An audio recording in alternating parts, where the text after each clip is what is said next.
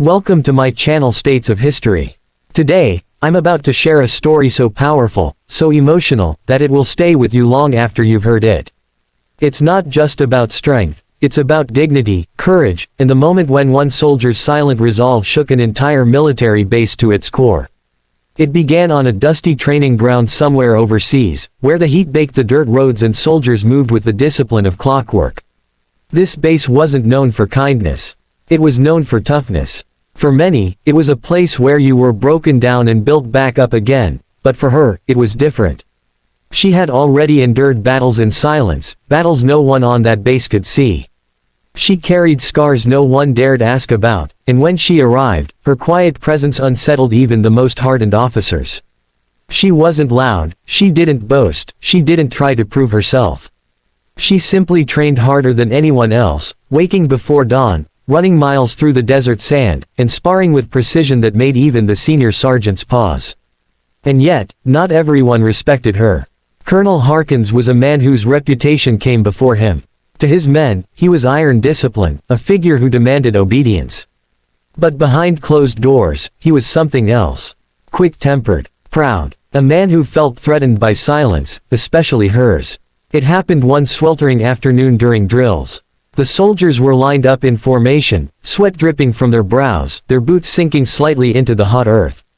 The colonel walked the rows, barking orders, his voice like a whip cracking against the air. When he reached her, he stopped. "Why don't you ever answer, soldier?"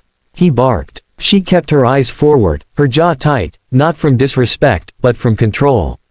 She had learned that silence could be power. But Harkins didn't see it that way. In a sudden flash of anger, he stepped forward, his hand shooting out, and before anyone could process it, he grabbed her by the hair. The force pulled her head back, and a ripple of shock passed through the entire formation. No one dared move, no one dared breathe. For a moment, the world seemed frozen under the weight of that act. But then, something happened that no one expected. Her eyes, calm and steady, locked onto his. There was no fear, no trembling, just an unshakable strength. Slowly, with a control that made the colonel's hand look weak, she raised her own hand, pried his fingers from her hair one by one, and let them fall. The silence was deafening. Soldiers stared wide-eyed, their hearts pounding, waiting for the explosion of rage that always followed anyone who defied him. But she didn't speak a word.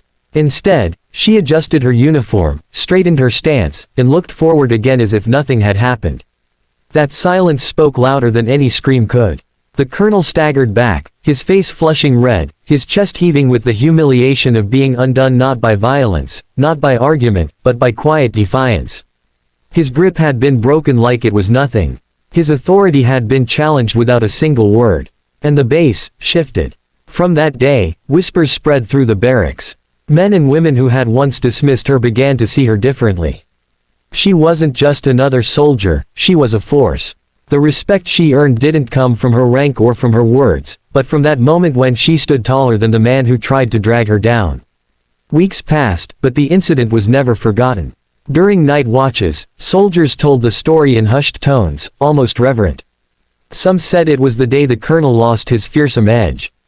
Others said it was the day they realized there was something unbreakable about her. But for her, it wasn't about glory. She had no interest in humiliating him. Her response had been born of something deeper, a promise she made long ago. To never let anyone take her dignity again. The colonel, for all his bluster, never touched her after that day. He avoided her gaze during inspections, his voice faltering whenever he passed her in drills. He knew, as did everyone else, that he had been exposed. The power he thought he held wasn't real, not in the face of someone whose spirit couldn't be bent. Months later, during a dangerous mission, the truth of that moment became even clearer. Their unit was ambushed in the dead of night. Gunfire ripped through the air, chaos swallowed the desert, and fear threatened to tear the soldiers apart. But she stood steady. Calm under fire, she moved through the smoke, pulling injured comrades to safety, her hands steady on the trigger, her voice commanding without needing to shout. Even the colonel, shaken and disoriented, found himself following her lead. In that firestorm, it became clear, she was not just another soldier in the ranks, she was their anchor. When the battle ended and the dust settled, the base knew something had changed forever. The colonel might still wear the rank on his collar, but the real respect, the real authority, lay with her. And all of it had started that day, when he grabbed her by the hair and she answered with silence. It was not revenge. It was not rebellion. It was resilience, the kind that leaves an entire base stunned and forever changed. Because sometimes, the loudest response is no response at all. If you felt something stir inside you while listening to this story, if you felt the weight of her courage, her silence, her strength, then I invite you to be part of this journey with me. Stories like this deserve to be heard, remembered, and shared. So don't forget to like, comment, and subscribe to States of History. Together, we'll continue to uncover the hidden moments of courage that shaped soldiers, bases, and even entire generations.